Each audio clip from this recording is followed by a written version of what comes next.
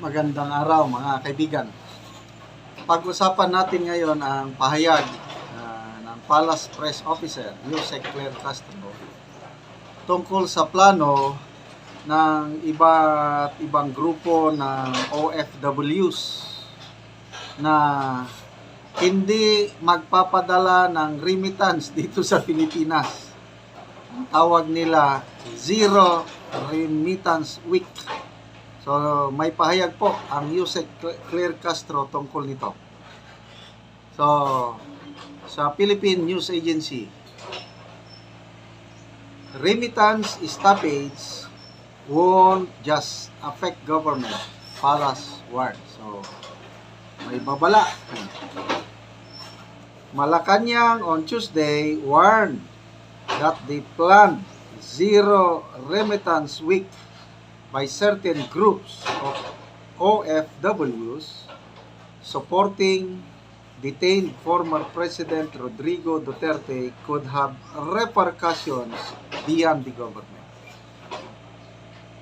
Makaka-epekto ito ng malaki, hindi lang gobyerno kundi beyond. Ano yung beyond?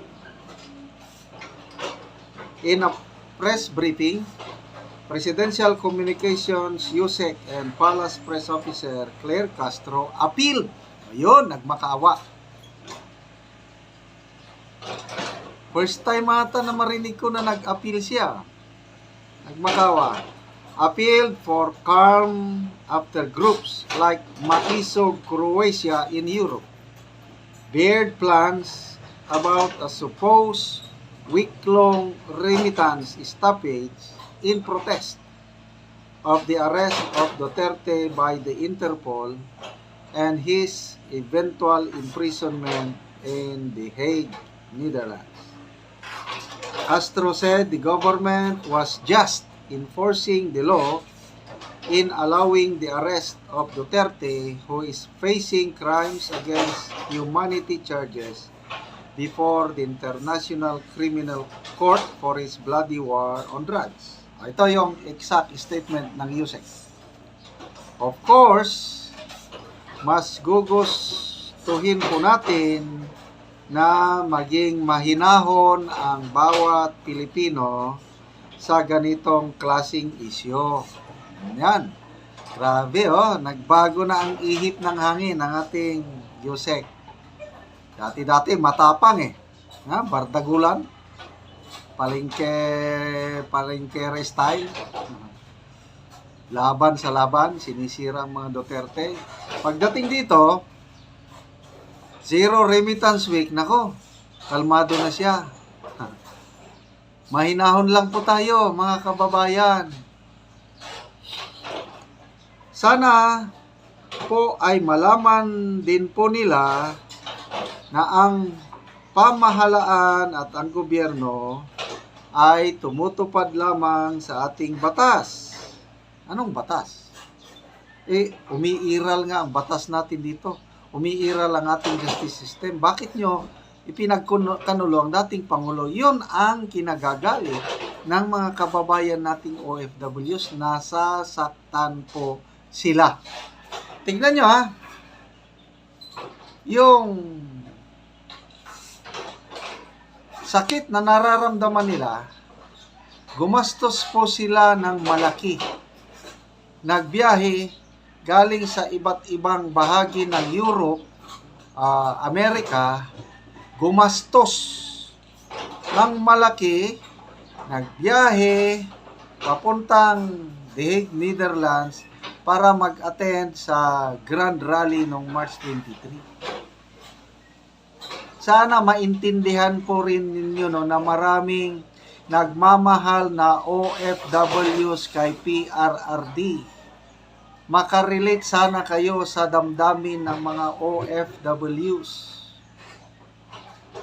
Kaya kung ganito ang naisipan nila, intindi ninyo kung yan ang gagawin nila. Dagdag ko lang may mga sinasabi pa siya dito. Sana po ay maging patas. Anong klaseng patas ang sinasabi niya? Sana po ay maging patas din po sila sa kanilang pananaw para po maibsan ang anumang pwedeng kahinatnan ng kanilang gagawin. Talagang natataranta po sila. Natataranta ang palasyo. I'd like to make my statement clear. I am not calling, hindi ako nananawagan na ipatuloy. Naiintindihan ko ang damdamin ng mga OFWs na nagplaplano niyan. Mas maganda, huwag sana. Huwag. Kailan kung yun ang gusto nila, respeto natin sila. May kanya-kanya po tayong pagpapahayag ng damdamin at saka yung corresponding aksyon.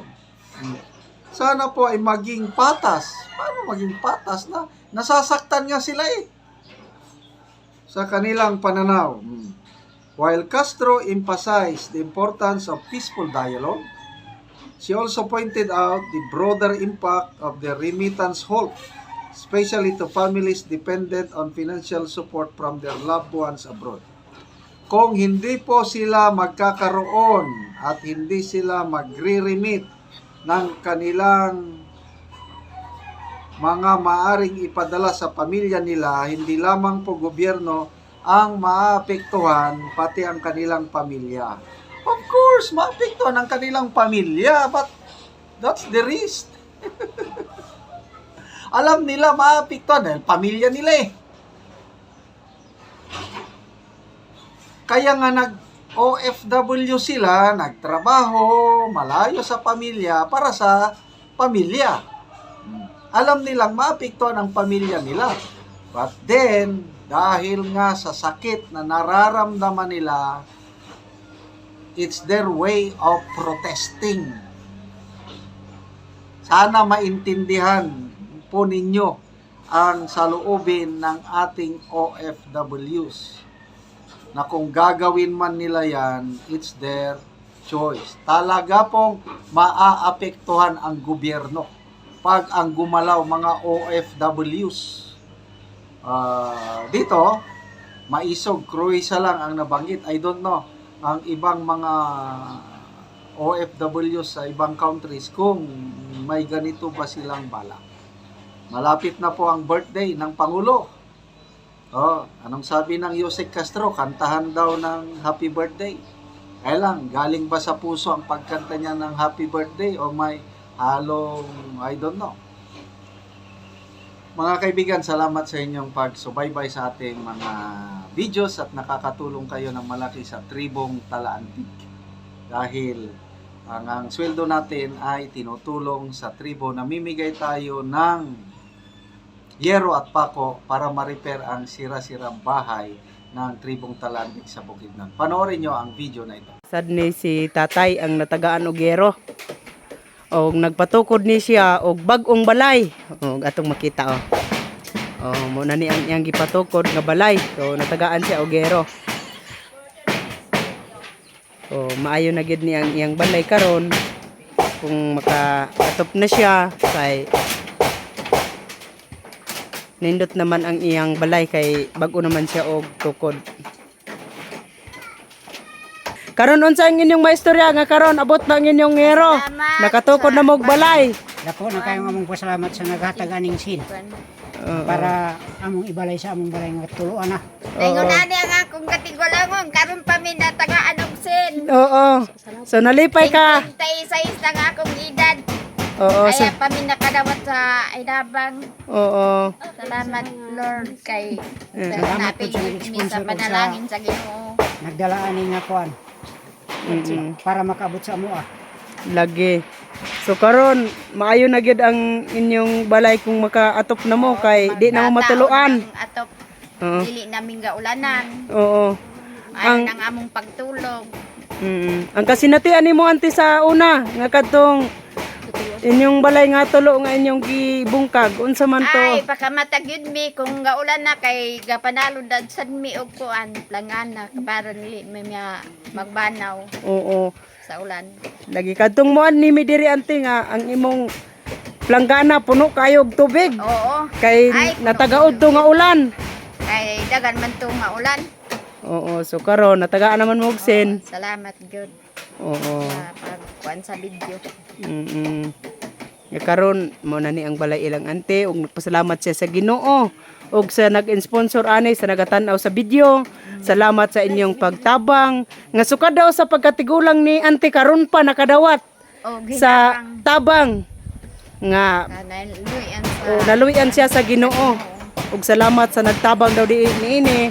Ngay naot daw nga magpadayon kini nga tabang. Kay dagan pang nanginahanglan.